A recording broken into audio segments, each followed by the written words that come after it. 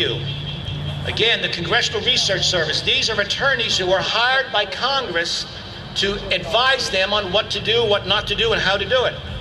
Now it says, this is from 2009, despite the breadth of powers that have been exercised under the Commerce Clause, it is unclear whether the clause would provide a solid constitutional foundation for legislation containing a requirement to have health insurance.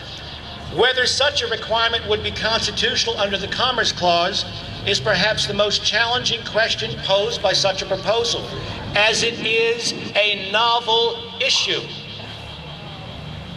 Whether Congress may use this clause to require an individual to purchase a good or service. Again, on page 6, a requirement could be imposed on some individuals who engage in virtually no economic activity whatsoever. This is a novel issue. Whether Congress can use the Commerce Clause authority to require a person to buy a good or service, and whether this kind of required participation can be considered an economic activity. Folks, we have a clause in the federal Constitution to regulate interstate commerce, not the absence of all commerce. Obama wants to do that. This is a destruction of liberty and not its enhancement. Now, how is this going to be done? Sherry Galid, who was nominated by President Obama to be Assistant Secretary for Planning and Evaluation in the Department of Health and Human Services, has stated, developing a system to promptly identify and penalize scofflaws will take effort and ingenuity, particularly in our diverse and mobile country. It may require a degree of intrusiveness and bureaucracy that some may find unpalatable. Whatever happened to our protection of our liberties in the 4th and 5th Amendments? Congress will tell the IRS to ask you on your 1040 form, do you have the Obamacare insurance and the kind that they want you to have? And if you don't like to pay for abortion because you think this is killing, tough for you. Your conscience is going to be rolled by the bureaucrats in Washington. They want you to be a witness against yourself. The Constitution is there for your protection. You need to exercise it. The fact that you are here tells me you are doing it. Now you can read the comments and say, well, there's no requirement that if you don't pay this, you're going to go to jail. They're correct about the language in the text.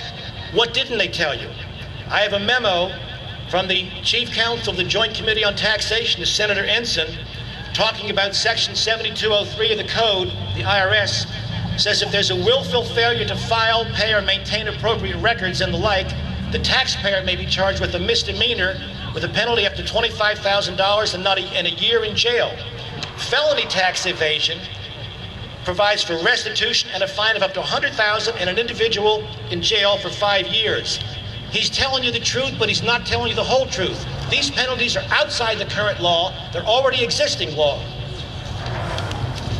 Folks, you are Virginians. You have a special heritage and a special duty because you are Virginians. It was a Virginians, Richard Henry Lee, who issued the call for independence. It was a Virginian, Thomas Jefferson, who wrote the Declaration of Independence. It was a Virginian, George Washington, who was commander of the Continental Armies. It was Virginia which issued the call in 1887 for a constitutional convention. It was a Virginian, George Washington, who became president of the Constitutional Convention. It was a Virginian, James Madison, who became the father of the Constitution. It was a Virginian, George Mason, who wrote the Bill of Rights. You have a calling. You cannot escape this. Be glad for this obligation placed on you, because you are in a history, you are in a tradition.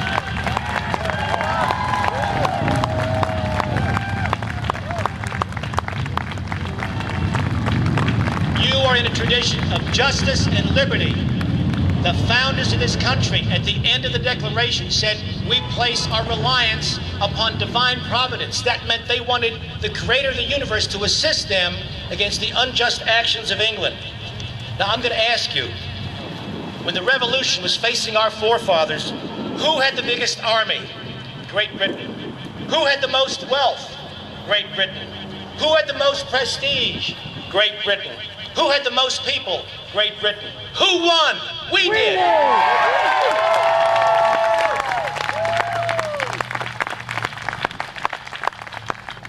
I am asking you today to become the patriots that you are, to love your neighbor, identify where you live, find a precinct map, knock on all those doors, and we can reverse this tyranny that's coming to this country. Thank you very much.